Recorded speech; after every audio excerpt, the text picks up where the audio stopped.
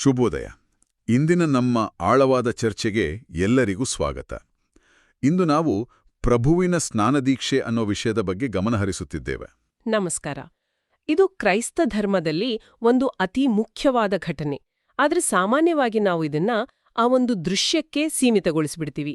ಅಂದ್ರೆ ಯೇಸು ನದಿಯಲ್ಲಿ ನಿಂತಿರುವುದು, ಪಾರಿವಾಳ ಬರುವುದು, ಆಕಾಶವಾಣಿ ಅಷ್ಟೇ. ಆದ್ರೆ ಇದರ ಬೇರುಗಳು ಬಹಳ ಆಳ. ಹೌದು, ನೀವು ಹೇಳಿದ ನಿಜ. ಇದಕ್ಕಾಗಿಯೇ ಇಂದು ನಾವು 3 ಬೇರೆ ಬೇರೆ ಆಧಾರಗಳನ್ನು ಇಟ್ಕೊಂಡಿದ್ದೀವಿ. ಇವು 3 ಒಂದಕ್ಕೊಂದು ಸಂಬಂಧ ಇಲ್ಲದಾಗೆ ಕಾಣಬಹುದು.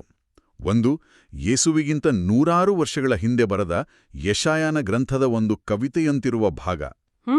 ಇನ್ನೊಂದು, ಘಟನೆ ನಡೆದ ಎಷ್ಟೋ ವರ್ಷಗಳ ನಂತರ ಪೇತ್ರನು ನೀಡಿದ ಒಂದು ಪ್ರವಚನದ ವರದಿ. ಮತ್ತು ಕೊನೆಯದು, ಮತ್ತಾಯನ ಶುಭ ಸಂದೇಶದಲ್ಲಿ ಬರುವ ನೇರವಾದ ಘಟನೆ. ಒಂದು ಕವಿತೆ, ಒಂದು ವರದಿ, ಒಂದು ಸಾಕ್ಷ್ಯ. ಇವು 3 ಬೇರೆ ಬೇರೆ ಪಜಲ್ ತುಣುಕುಗಳಿದ್ದಂತೆ. ಇವತ್ತಿನ ನಮ್ಮ ಕೆಲಸ ಈ 3 ತುಣುಕುಗಳನ್ನ ಒಟ್ಟಿಗೆ ಜೋಡಿಸಿ ಯೇಸುವಿನ ಸ್ನಾನದೀಕ್ಷೆಯ ಸಂಪೂರ್ಣ ಚಿತ್ರಣವನ್ನ, ಅದರ ನಿಜವಾದ ಅರ್ಥವನ್ನ ನೋಡೋ ಪ್ರಯತ್ನ. ನಮ್ಮ ಇಂದಿನ ಚರ್ಚೆಯ ಉದ್ದೇಶವೂ ಅದೇ. ಈ 3 ಭಾಗಗಳನ್ನು ಒಟ್ಟಿಗೆ ಸೇರಿಸಿ ಸ್ನಾನದೀಕ್ಷೆಯ ಹಿಂದಿರುವ ಆ ದೈವಿಕ ಅಸ್ಮಿತೆ ಅಂದ್ರೆ ಡಿವೈನ್ ಐಡೆಂಟಿಟಿ ಮತ್ತೆ ಸೇವಾ ಮನೋಭಾವ ಸರ್ವಿಸ್, ಇದರ ಆಳವಾದ ಅರ್ಥವನ್ನ ಕಂಡುಕೊಳ್ಳೋದು. ಹಾಗಾದ್ರೆ ನಮ್ಮ ಈ ಪಜಲ್ನ ಮೊದಲನೇ ತುಣುಕಿಂದ ಶುರು ಮಾಡೋಣ. ಯೆಶಾಯನ ಗ್ರಂಥದ ಕಡೆಗೆ ಹೋಗೋಣ. ಯೆಶಾಯನ ಗ್ರಂಥದಲ್ಲಿ ಸೇವಕನ ಗೀತೆಗಳು ಅಂತ 4 ಭಾಗಗಳಿವೆ. ಅದರಲ್ಲಿ ಮೊದಲನೇದು ನಮ್ಮ ಆಧಾರ. ಇದರಲ್ಲಿ ಇಗೋ ನನ್ನ ದಾಸನು, ನನ್ನ ಆತ್ಮವನ್ನು ನೆಲೆಗೊಳಿಸಿರುವೆ ಅನ್ನೋ ಮಾತುಗಳು ತಕ್ಷಣ ಗಮನ ಸೆಳೆಯುತ್ತವೆ. ಇದು ಯಾರ ಬಗ್ಗೆ ಹೇಳಲಾಗ್ತಿದೆ? ಇದು ರಾಜನ ಬಗ್ಗೆನಾ, ಯೋಧನ ಬಗ್ಗೆನಾ? ಇಲ್ಲಿಯೇ ಇದರ ವಿಶೇಷತೆ ಇರೋದು. ಇದು ರಾಜನ ವರ್ಣನೆಯಲ್ಲ, ಯೋಧನ ವರ್ಣನೆಯೂ ಅಲ್ಲ. ಇದೊಂದು ವಿಶಿಷ್ಟ ಸೇವಕನ ಚಿತ್ರಣ. ಪ್ರಾಚೀನ ಕಾಲದಲ್ಲಿ ಮೆಸ್ಸಿಯ ಅಥವಾ ರಕ್ಷಕನ ಬಗ್ಗೆ ಯೋಚಿಸಿದಾಗ ಎಲ್ಲರೂ ಒಬ್ಬ ಶಕ್ತಿಶಾಲಿ ರಾಜ ಬರ್ತಾನೆ, ಶತ್ರುಗಳನ್ನ ನಾಶ ಮಾಡ್ತಾನೆ ಅನ್ಕೊಂಡಿದ್ರು. ಆದ್ರೆ ಯೆಶಾಯನು ಸಂಪೂರ್ಣ ವಿಭಿನ್ನವಾದ ಚಿತ್ರವನ್ನ ಕೊಡ್ತಾನೆ. ನನ್ನ ಆತ್ಮವನ್ನು ಇವನಲ್ಲಿ ನೆಲೆಗೊಳಿಸಿರುವೆ ಅನ್ನೋ ವಾಕ್ಯ ಇದೆಯಲ್ಲ, ಅದು ಮುಂದೆ ಯೇಸುವಿನ ಸ್ನಾನದೀಕ್ಷೆಯಲ್ಲಿ ಪವಿತ್ರಾತ್ಮ ಇಳಿದು ಬರುವುದಕ್ಕೆ ಒಂದು ಮುನ್ಸೂಚನೆಯಂತೆ ಇದೆ. ಹಳೆಯ ಒಡಂಬಡಿಕೆಯ ಈ ಮಾತು ಹೊಸ ಒಡಂಬಡಿಕೆಯ ಘಟನೆಗೆ ಒಂದು ರೀತಿಯಲ್ಲಿ ಹಿನ್ನೆಲೆ ಸಂಗೀತದಂತೆ ಕೆಲಸ ಮಾಡುತ್ತೆ. ಇದರಲ್ಲಿ ಬರುವ ಒಂದು ಸಾಲು ನನ್ನನ್ನು ಬಹಳ ಆಕರ್ಷಿಸಿತು. ಮುರಿಯುವುದಿಲ್ಲ ಆತ ಜಜ್ಜಿದ ದಂಟನು, ನಂದಿಸುವುದಿಲ್ಲ ಆತ ಕಳೆಗುಂದಿದ ದೀಪವನು. ಇದು ಅಧಿಕಾರದ ಭಾಷೆಯೇ ಅಲ್ಲ, ಇದೊಂದು ರೀತಿಯ ಸೌಮ್ಯ ಕ್ರಾಂತಿಯ ಹಾಗೆ ಕೇಳಿಸ್ತೆ ಅಲ್ವಾ? ಖಂಡಿತ. ಇದೇ ಆ ಸೇವಕನ ಅತಿ ದೊಡ್ಡ ವಿಶೇಷತೆ. ಜಗತ್ತಿನ ನಾಯಕರು ಶಕ್ತಿಯಿಂದ, ಕೂಗಾಟ, ಕಿರುಚಾಟದಿಂದ ಆಳ್ತಾರೆ. ಆದ್ರೆ ಈ ಸೇವಕನು ದಯೆ ಮತ್ತು ಮೌನದ ಮೂಲಕ ಸತ್ಯವನ್ನು ಸ್ಥಾಪಿಸುತ್ತಾನೆ. ಅವನ ಶಕ್ತಿ ಇರೋದು ನಾಶ ಮಾಡುವುದ್ರಲ್ಲ, ಬದಲಿಗೆ ಸರಿಪಡಿಸುವುದ್ರಲ್ಲಿ. ಸರಿ. ಯೋಚ್ನೆ ಮಾಡಿ, ಜಜ್ಜಿದ ದಂಟನ್ನು ಮುರಿಯೋದು ಎಷ್ಟು ಸುಲಭ, ಆದ್ರೆ ಅದನ್ನ ಮತ್ತೆ ನಿಲ್ಲಿಸೋದು ಕಷ್ಟ. ಆರಿ ಹೋಗುತ್ತಿರುವ ದೀಪವನ್ನು ಊದಿ ನಂದಿಸೋದು ಸುಲಭ, ಆದ್ರೆ ಅದಕ್ಕೆ ಎಣ್ಣೆ ಹಾಕಿ ಮತ್ತೆ ಬೆಳಗಿಸೋದು ಕಷ್ಟ. ಈ ಸೇವಕ ಎರಡನೆಯ ಕಷ್ಟದ ಮಾರ್ಗವನ್ನು ಆಯ್ಕೆ ಮಾಡ್ಕೊಳ್ತಾನೆ. ಹಾಗಾದ್ರೆ ಈ ಹಳೆಯ ಪ್ರವಾದನೆಯಿಂದ ನಮಗೆ ಸಿಗುವ ಇದಿನ ಪಾಠವೆಂದ್ರೆ, ನಾವು ನಮ್ಮ ಜೀವನದಲ್ಲಿ ಕುಸಿದು ಬಿದ್ದಾಗ ದೇವರು ನಮ್ಮನ್ನು ಮುರಿದು ಹಾಕುವ ಬದಲು ಕೈ ಹಿಡಿದು ಮೇಲೆತ್ತುತ್ತಾರೆ. ಇದೊಂದು ರೀತಿಯ ದೈವಿಕ ಭರವಸೆ ಅಲ್ವಾ? ಸರಿಯಾಗಿ ಹೇಳಿದ್ರಿ. ಈ ಜಜ್ಜಿದ ದಂಟು ಅನ್ನೋ ರೂಪಕ ನನಗೆ ಬಹಳ ಇಷ್ಟ.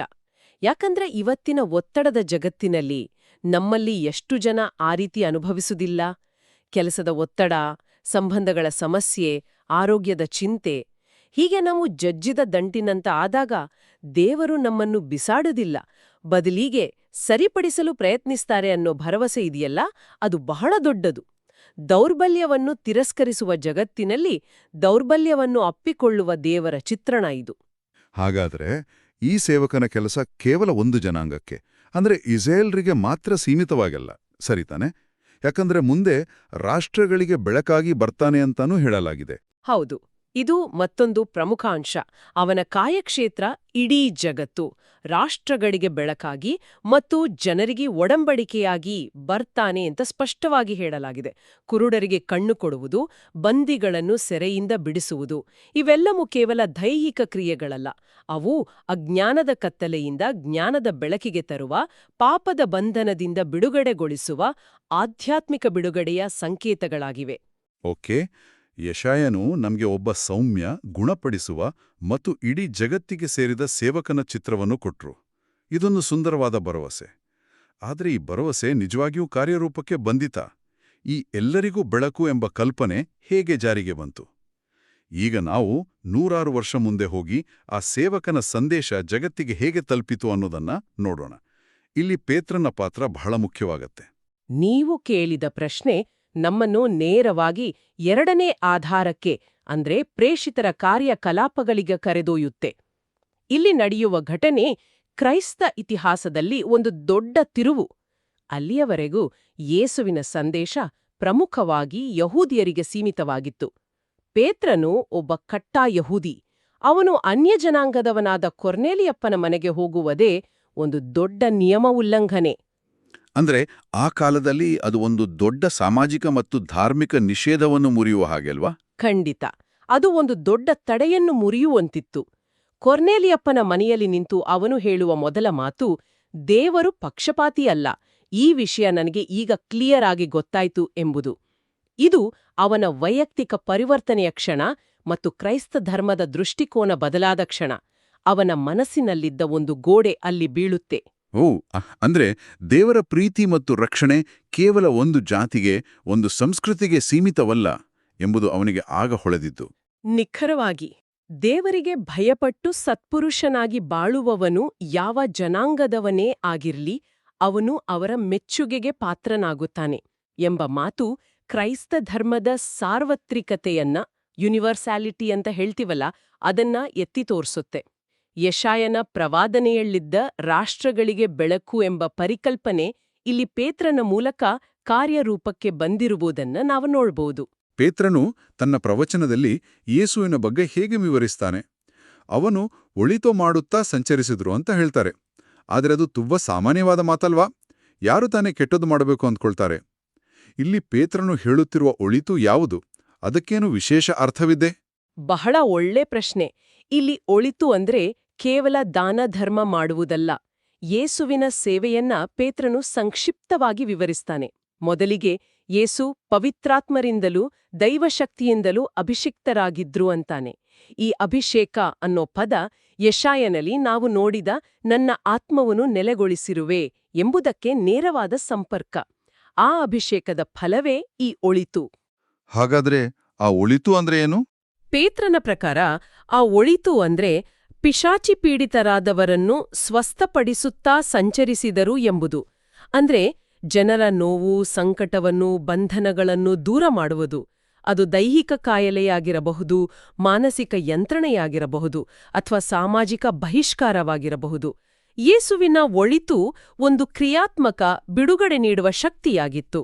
ಅವರ ಜೀವನವೇ ಒಂದು ಸಂಚಾರಿ ಒಳಿತಾಗಿತ್ತು. ಅಂದ್ರೆ ಸ್ನಾನದೀಕ್ಷೆ ಪಡೆದ ನಂತರದ ಜೀವನ ಶೈಲಿಗೆ ಇದು ಒಂದು ಮಾದರಿಯಾಗುತ್ತದೆಯೇ? ಹೌದು. ಇದ್ರಿಂದ ನಮ್ಮ ಜೀವನಕ್ಕೆ ಸಿಗುವ ಪಾಠ ಅದೇ. ಸ್ನಾನದೀಕ್ಷೆ ಎಂಬುದು ಕೇವಲ ಒಂದು ದಿನದ ಆಚರಣೆಯಲ್ಲ, ಅದೊಂದು ಜೀವನ ಶೈಲಿಯ ಆರಂಭ. ಯೇಸುವಿನಂತೆ ಅಭಿಷಿಕ್ತರಾದ ನಾವು ಹೋದಲ್ಲೆಲ್ಲ ಈ ರೀತಿಯ ಒಳಿತನ್ನು ಮಾಡುತ್ತಾ ಸಂಚರಿಸಬೇಕು. ಸಮಾಜದಲ್ಲಿನ ಜಾತಿ, ಮತ, ಭಾಷೆ ಮುಂತಾದ ಪಕ್ಷಪಾತದ ಗೋಡೆಗಳನ್ನು ಒಡೆದು ಎಲ್ಲರನ್ನೂ ದೇವರ ಮಕ್ಕಳಂತೆ ಕಾಣುವ ಹೃದಯವಂತಿಕೆಯನ್ನು ಬೆಳೆಸಿಕೊಳ್ಳಬೇಕು. ಪೇತ್ರನಿಗಾದ ಮನಪರಿವರ್ತನೆ ನಮಗೂ ಆಗಬೇಕೆಂಬುದು ಇದರ ಸಂದೇಶ. ಸರಿ, ನಾವು ಯೆಶಾಯನ ಪ್ರವಾದನೆಯಲ್ಲಿ ಸೌಮ್ಯ ಸೇವಕನ ಚಿತ್ರಣವನ್ನು ನೋಡಿದೆವು. ನಂತರ ಆ ಸೇವಕನ ಸಂದೇಶ ಹೇಗೆ ಎಲ್ಲರಿಗೂ ತಲುಪಿತು ಅಂತ ಪೇತ್ರನ ಮೂಲಕ ತಿಳಿದುಕೊಂಡೆವು. ಈಗ ಈ ಎಲ್ಲದಕ್ಕೂ ಕಾರಣವಾದ ಆ ಮೂಲ ಘಟನೆಗೆ ಬರೋಣ, ಯೇಸುವಿನ ಸ್ನಾನದೀಕ್ಷೆ. ಮತ್ತಾಯನ ಶುಭ ಸಂದೇಶದಲ್ಲಿ ಇದರ ಬಗ್ಗೆ ಓದುವಾಗ ಆರಂಭದಲ್ಲೇ ಒಂದು ಗೊಂದಲ ಮೂಡುತ್ತೆ. ಏನಾ ಗೊಂದಲ? ಒಂದು ನಿಮಿಷ, ನನಗೊಂದು ಗೊಂದಲವಿದೆ. ಯೇಸು ಪಾಪವಿಲ್ಲದವರು ಅಂತ ಆದ್ರೆ ಪಾಪಿಗಳಿಗಾಗಿ ಇರುವ ಪಶ್ಚಾತ್ತಾಪದ ಸ್ನಾನವನ್ನು ಅವರು ಯಾಕೆ ಪಡೆಯಬೇಕು? ಇದು ವಿರೋಧಾಭಾಸದಂತೆ ಕಾಣಿಸುತ್ತೆ. ದಯವಿಟ್ಟು ಇದನ್ನು ಸ್ವಲ್ಪ ವಿವರಿಸಿ. ಇದು ಸಹಜವಾದ ಪ್ರಶ್ನೆ. ಸ್ವತಃ ಸ್ನಾನಿಕ ಯೌವಾನನಿಗೂ ಇದೇ ಗೊಂದಲವಾಗಿತ್ತು. ಅವನು, ನಾನೇ ನಿಮ್ಮಿಂದ ದೀಕ್ಷಾಸ್ನಾನ ಪಡೆಯಬೇಕಾಗಿದೆ, ನೀವು ನನ್ನ ಬಳಿ ಬರ್ತಿದ್ದೀರಲ್ಲ ಅಂತ ತಡೆಯಲು ಪ್ರಯತ್ನಿಸ್ತಾನೆ. ಇದು ಮಾನವ ತರ್ಕ. ಆದ್ರೆ ಯೇಸು ದೈವಿಕ ತರ್ಕವನ್ನು ಮುಂದಿಡ್ತಾರೆ. ಸದ್ಯಕ್ಕೆ ತಡೆಯದಿರೋ, ನಾವು ದೈವ ನಿಯಮಕ್ಕೆ ತಲೆಬಾಗುವುದು ಒಳಿತು ಅಂತಾರೆ. ದೈವ ನಿಯಮಕ್ಕೆ ತಲೆಬಾಗುವುದು ಅಂದ್ರೆ ಏನು? ನಿಯಮ ಪಾಲಿಸುವುದಕ್ಕಾಗಿಯೇ ಇಲ್ಲ, ಕೇವಲ ನಿಯಮ ಪಾಲನೆಯಲ್ಲ. ಇದರರ್ಥ ಯೇಸು ಪಾಪಿಗಳಲ್ಲದಿದ್ರೂ ಅವರ ಬೂಟುಗಳಲ್ಲಿ ತಮ್ಮ ಕಾಲೊಡ್ತಿದ್ದಾರೆ. ನಾನು ನಿಮ್ಮಲ್ಲೊಬ್ಬ, ನಿಮ್ಮ ನೋವು, ನಿಮ್ಮ ಹೋರಾಟ ನನಗೂ ಗೊತ್ತು ಅಂತ ಹೇಳ್ತಿದ್ದಾರೆ. ಇದು ಕೇವಲ ಒಂದು ನಿಯಮ ಪಾಲಿಸುವುದಲ್ಲ, ಜನರೊಂದಿಗೆ ಒಂದಾಗುವ ಒಂದು ದೊಡ್ಡ ನಡೆ. ಅವರು ತಮ್ಮ ಸಾರ್ವಜನಿಕ ಸೇವೆಯ ಆರಂಭವನ್ನು ಪಿತನಾದ ದೇವರ ಚಿತ್ತಕ್ಕೆ ಸಂಪೂರ್ಣವಾಗಿ ಶರಣಾಗುವ ಮೂಲಕ ಮಾಡ್ತಿದ್ದಾರೆ. ಇದು ನಮ್ರತೆಯ ಅತ್ಯುನ್ನತ ಪ್ರದರ್ಶನ. ಮತ್ತು ಅವರು ನೀರಿಂದ ಮೇಲಕ್ಕೆ ಬಂದ ತಕ್ಷಣ ಆ ದೃಶ್ಯ ನಡೀತದೆ. ಆಕಾಶ ತೆರೆಯುವುದು, ದೇವರಾತ್ಮ ಪಾರಿವಾಳದ ರೂಪದಲ್ಲಿ ಇಳಿದು ಬರುವುದು. ಇದು ಬಹಳ ಸಾಂಕೇತಿಕವಾಗಿದೆ. ಹೌದು, ಇದು ಒಂದು ರೀತಿಯಲ್ಲಿ ದೈವಿಕ ಕುಟುಂಬದ ಫೋಟೋ ಇದ್ದಾಗೆ. ಮಗ ಅಂದ್ರೆ ಯೇಸು ನೀರಿನಲ್ಲಿ ಇದ್ದಾರೆ, ಪವಿತ್ರಾತ್ಮ ಪಾರಿವಾಳದ ಹಾಗೆ ಅವರ ಮೇಲೆ ಬರ್ತಿದೆ ಮತ್ತು ತಂದೆಯ ಧ್ವನಿ ಮೇಲಿಂದ ಕೇಳಿಸ್ತಿದೆ. ಒಂದೇ ಕ್ಷಣದಲ್ಲಿ ಇಡೀ ದೈವಿಕ ತಂಡವೇ ಅಲ್ಲಿ ಹಾಜರಿತ್ತು. ಕ್ರೈಸ್ತ ಧರ್ಮಶಾಸ್ತ್ರದ ಕೇಂದ್ರ ಬಿಂದುವಾದ ಪವಿತ್ರ ತ್ರಿತ್ವದ ಪರಿಕಲ್ಪನೆ ಇಲ್ಲಿ ಅತ್ಯಂತ ಸ್ಪಷ್ಟವಾಗಿ ಕಾಣಿಸುತ್ತೆ. ಮತ್ತು ಆ ಆಕಾಶವಾಣಿ, ಇವನೇ ನನ್ನ ಪುತ್ರ, ನನಗೆ ಪರಮಪ್ರಿಯನೂ, ನನ್ನ ಅಪಾರ ಮೆಚ್ಚುಗೆಗೆ ಪಾತ್ರನೂ ಎಂಬುದು ಇಡೀ ಘಟನೆಯ ಕ್ಲೈಮ್ಯಾಕ್ಸ್ ಅನ್ಸುತ್ತೆ. ಇದು ಕೇವಲ ಒಂದು ಹೊಗಳಿಕೆಯ ಮಾತಲ್ಲ ಅಲ್ವಾ? ಖಂಡಿತವಾಗಿಯೂ ಅಲ್ಲ. ಇದು ಯೇಸುವಿನ ದೈವಿಕ ಅಸ್ಮಿತೆಯ ಅಂದ್ರೆ ಐಡೆಂಟಿಟಿಯ ಅಧಿಕೃತ ಘೋಷಣೆ. ಇದೊಂದು ರೀತಿ ಅವರ ಸೇವೆಯ ಉದ್ಘಾಟನಾ ಸಮಾರಂಭ. ಅಲ್ಲಿಯವರೆಗೆ ಅವರು ನಜರೇತಿನ ಒಬ್ಬ ಸಾಮಾನ್ಯ ಬಡಗಿಯಾಗಿದ್ರು. ಆದರೆ ಆ ಕ್ಷಣದಲ್ಲಿ ಸ್ವತಃ ಪಿತನಾದ ದೇವರೇ ಅವರ ನಿಜವಾದ ಸ್ವರೂಪವನ್ನು ಜಗತ್ತಿಗೆ ಪರಿಚಯಿಸುತ್ತಿದ್ದಾರೆ. ಈತ ಸಾಮಾನ್ಯನಲ್ಲ, ಈತ ನನ್ನ ಪ್ರೀತಿಯ ಮಗ ಅಂತ ಹೇಳುವ ಮೂಲಕ ಅವರ ಮುಂದಿನ ಸೇವೆಗೆ ಬೇಕಾದ ಅಧಿಕಾರ ಮತ್ತು ದೃಢೀಕರಣವನ್ನು ನೀಡ್ತಿದ್ದಾರೆ. ಹಾಗಾದ್ರೆ ಯೆಶಾಯನ ಪ್ರವಾದನೆಯಲ್ಲಿ ನನ್ನಿಂದ ಆಯ್ಕೆಯಾದವನು ನನಗೆ ಪರಮಪ್ರಿಯನು ಎಂಬ ಮಾತುಗಳಿದ್ದವಲ್ಲ, ಅವು ಇಲ್ಲಿ ಅಕ್ಷರಶಃ ನೆರವೇರುತ್ತಿವೆ. ಕರೆಕ್ಟ್. ಆ ಹಳೆಯ ಪ್ರವಾದನೆಯ ಮಾತುಗಳಿಗೆ ಇಲ್ಲಿ ದೃಶ್ಯರೂಪ ಸಿಕ್ಕಿದೆ. ಇದರ ಆಧ್ಯಾತ್ಮಿಕ ಸಂದೇಶವೇನೆಂದರೆ, ನಮ್ಮ ಸ್ನಾನದೀಕ್ಷೆಯ ಸಮಯದಲ್ಲಿಯೂ ದೇವರು ನಮ್ಮ ಪ್ರತಿಯೊಬ್ಬರ ಬಗ್ಗೆ ನೀನು ನನ್ನ ಪ್ರೀತಿಯ ಮಗ ಅಥವಾ ಮಗಳು ಅಂತ ಹೇಳ್ತಾರೆ. ಇದು ನಮಗೆ ದೇವರ ಸ್ವಂತ ಮಕ್ಕಳಾಗುವ ಹಕ್ಕನ್ನು ನೀಡತ್ತೆ. ಇದರ ಜೊತೆಗೆ ಯೇಸುವಿನಂತೆ ದೇವರ ಚಿತ್ತಕ್ಕೆ ಶರಣಾಗುವ ಮತ್ತು ಸುವಾರ್ತೆಯನ್ನು ಸಾರುವ ಜವಾಬ್ದಾರಿಯನ್ನು ನೀಡತ್ತೆ. ಓಕೆ, ಈಗ ಈ ಮೂರೂ ತುಣುಕುಗಳನ್ನು ಒಟ್ಟಿಗೆ ಜೋಡಿಸೋಣ. ನಮ್ಮ ಪಜಲ್ ಪೂರ್ಣಗೊಳಿಸುವ ಸಮಯ. ಒಂದು ಕಡೆಯಿಂದ ಯೆಶಾಯನ ಪ್ರವಾದನೆ, ಇನ್ನೊಂದು ಕಡೆಯಿಂದ ಪೇತ್ರನ ಪ್ರವಚನ ಮತ್ತು ಮಧ್ಯದಲ್ಲಿ ಮತ್ತಾಯನು ವಿವರಿಸುವ ಘಟನೆ. ಈ ಮೂರನ್ನೂ ಒಟ್ಟಿಗೆ ನೋಡಿದಾಗ ನಮಗೆ ಸಿಗುವ ದೊಡ್ಡ ಚಿತ್ರಣವಾದರೂ ಏನು? ಈ ಮೂರು ಒಂದಕ್ಕೊಂದು ಎಷ್ಟು ಸುಂದರವಾಗಿ ಹೆಣೆದುಕೊಂಡಿವೆ ಅನ್ನೋದೇ ಒಂದು ಅದ್ಭುತ. ಇದನ್ನು ಹೀಗೆ ಸರಳವಾಗಿ ಹೇಳಬಹುದು. ಹೇಳಿ, ಕೇಳಲು ಕಾಯುತ್ತಿದ್ದೇನೆ. ಯೆಶಾಯನು ಭವಿಷ್ಯದ ಬಗ್ಗೆ ಒಂದು ಭರವಸೆಯನ್ನು ನೀಡುತ್ತಾನೆ. ಆತ ಒಬ್ಬ ಸೇವಕನ ಬಗ್ಗೆ ಹೇಳುತ್ತಾ ಅವನು ಬರುತ್ತಾನೆ ಅಂತ ಸಾರುತ್ತಾನೆ. ಒಂದು ನಿರೀಕ್ಷೆಯನ್ನು ಹುಟ್ಟುಹಾಕುತ್ತಾನೆ. ಸರಿ, ಆ ನಿರೀಕ್ಷೆ ಹೇಳಿದ ಆ ಸೇವಕನೇ ಈ ಯೇಸು ಅಂತ ದೃಢಪಡಿಸುತ್ತಾ ಅವನು ಬಂದಿದ್ದಾನೆ ಎಂದು ಘೋಷಿಸುತ್ತಾನೆ. ಭರವಸೆ ವಾಸ್ತವವಾಯಿತು. ವಾವ್! ಹಾಗಾದ್ರೆ ಪೇತ್ರನ ಪ್ರವಚನದ ಪಾತ್ರವೇನು? ಪ್ರೇಷಿತರ ಕಾರ್ಯಗಳು ಅಂದ್ರೆ ಪೇತ್ರನ ಪ್ರವಚನ ಆ ವಾಸ್ತವದ ಫಲವನ್ನು ಇಡೀ ಜಗತ್ತಿಗೆ ಹಂಚುತ್ತೆ. ಯೇಸುವಿನ ರಕ್ಷಣೆ ಮತ್ತು ಒಳಿತು ಕೇವಲ ಒಂದು ಜನಾಂಗಕ್ಕಲ್ಲ, ಎಲ್ಲರಿಗೂ ಸೇರಿದ್ದು ಅಂತ ಸ್ಪಷ್ಟಪಡಿಸುತ್ತಾ ಅವನು ಎಲ್ಲರಿಗಾಗಿ ಬಂದಿದ್ದಾನೆ ಎಂಬ ಸತ್ಯವನ್ನು ಸಾರುತ್ತೆ. ಅದ್ಭುತ. ಅವನು ಬರುತ್ತಾನೆ, ಅವನು ಬಂದಿದ್ದಾನೆ, ಅವನು ಎಲ್ಲರಿಗಾಗಿ ಬಂದಿದ್ದಾನೆ. ಇದು ಸಂಪೂರ್ಣ ಚಿತ್ರಣವನ್ನು ಕೊಡುತ್ತದೆ. ಒಂದು ಭರವಸೆ, ಅದರ ನೆರವೇರಿಕೆ ಮತ್ತು ಅದರ ಜಾಗತಿಕ ಅನ್ವಯ. ಹೌದು. ಕೊನೆಯದಾಗಿ ಸ್ನಾನದೀಕ್ಷೆ ಎಂಬುದು ಕೇವಲ ನೀರಿನಿಂದ ತೊಳೆಯುವ ಒಂದು ಆಚರಣೆಯಲ್ಲ ಎಂಬುದು ಇದರಿಂದ ಸ್ಪಷ್ಟವಾಗುತ್ತೆ. ಅದು ಪವಿತ್ರಾತ್ಮರಲ್ಲಿ ಮುಳುಗಿ ಏಳುವುದು, ದೇವರ ಪ್ರೀತಿಯ ಮಕ್ಕಳಾಗಿ ಒಳಿತನ್ನು ಮಾಡುವ ಶಕ್ತಿಯನ್ನು ಪಡೆದುಕೊಳ್ಳುವುದು ಮತ್ತು ಒಂದು ಹೊಸ ಸೇವಾ ಮನೋಭಾವದ ಜೀವನವನ್ನು ಆರಂಭಿಸುವ ದಿವ್ಯ ಕರೆ. ಇಂದಿನ ನಮ್ಮ ಚರ್ಚೆಯಲ್ಲಿ ಯೆಶಾಯನ ಪ್ರವಾದನೆಯಲ್ಲಿ ಕಂಡ ಸೌಮ್ಯ ಸೇವಕನ ಚಿತ್ರಣದಿಂದ ಹಿಡಿದು ಜೋರ್ಡನ್ ನದಿಯಲ್ಲಿ ನಡೆದ ದೈವಿಕ ಅಸ್ಮಿತೆಯ ಘೋಷಣೆ ಮತ್ತು ಪೇತ್ರನ ಮೂಲಕ ಸಾರಲ್ಪಟ್ಟ ಸಾರ್ವತ್ರಿಕ ಸಂದೇಶದವರೆಗೆ ಒಂದು ಅದ್ಭುತವಾದ ಪ್ರಯಾಣವನ್ನು ಮಾಡಿದ್ದೇವೆ. ಬೇರೆ ಬೇರೆಯಾಗಿದ್ದ ಮೂರು ತುಣುಕುಗಳು ಒಟ್ಟಿಗೆ ಸೇರಿದಾಗ ಒಂದು ಅರ್ಥಪೂರ್ಣ ಚಿತ್ರಣ ಸಿಕ್ಕಿದೆ. ಹೌದು, ಪ್ರತಿಯೊಂದು ಭಾಗವೂ ಇನ್ನೊಂದಕ್ಕೆ ಬೆಳಕು ಚೆಲ್ಲುತ್ತೆ, ಒಂದು ದೊಡ್ಡ ಕಥೆಯನ್ನು ಪೂರ್ಣಗೊಳಿಸುತ್ತೆ. ಹೀಗೆ ಒಟ್ಟಿಗೆ ಓದಿದಾಗ ಸಿಗುವ ಒಳನೋಟವೇ ಅನನ್ಯ. ಈ ಎಲ್ಲಾ ಆಳವಾದ ಒಳನೋಟಗಳ ನಂತರ ಕೇಳುಗರ ಮನಸ್ಸಿನಲ್ಲಿ ಒಂದು ಆಲೋಚನೆಯನ್ನು ಬಿಟ್ಟು ಹೋಗುವುದಾದರೆ ಅದು ಏನಾಗಿರಬಹುದು? ಯೋಚಿಸಲು ಒಂದು ಪ್ರಶ್ನೆ ಇಲ್ಲಿದೆ. ಯೇಸು ಒಳಿತನ್ನು ಮಾಡುತ್ತಾ ಸಂಚರಿಸಿದಂತೆ ಮತ್ತು ಯೆಶಾಯನ ಸೇವಕನು ದುರ್ಬಲರನ್ನು ಎತ್ತಿಹಿಡಿದಂತೆ ನಾವು ನಮ್ಮ ಸ್ನಾನದೀಕ್ಷೆಯ ಶಕ್ತಿಯಿಂದ ನಮ್ಮ ದೈನಂದಿನ ಜೀವನದಲ್ಲಿ ಏನು ಮಾಡಬಹುದು?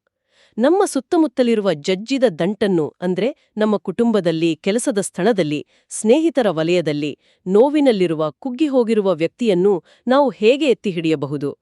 ಆರಿಹೋಗುತ್ತಿರುವ ಅವರ ಜೀವನದ ದೀಪವನ್ನು ನಾವು ಹೇಗೆ ಮತ್ತೆ ಬೆಳಗಿಸಬಹುದು? ಪ್ರಿಯರೇ, ಈ ಚಾನೆಲ್ ಅನ್ನು ಸಬ್ಸ್ಕ್ರೈಬ್ ಮಾಡಿ ಪ್ರತಿದಿನ ದೇವರ ವಾಕ್ಯವನ್ನು ಆಲಿಸುತ್ತಾ ಅದನ್ನು ಇತರರೊಂದಿಗೆ ಹಂಚಿಕೊಳ್ಳಲು ನಮಗೆ ನೆರವಾಗಿರಿ. ಧನ್ಯವಾದಗಳು.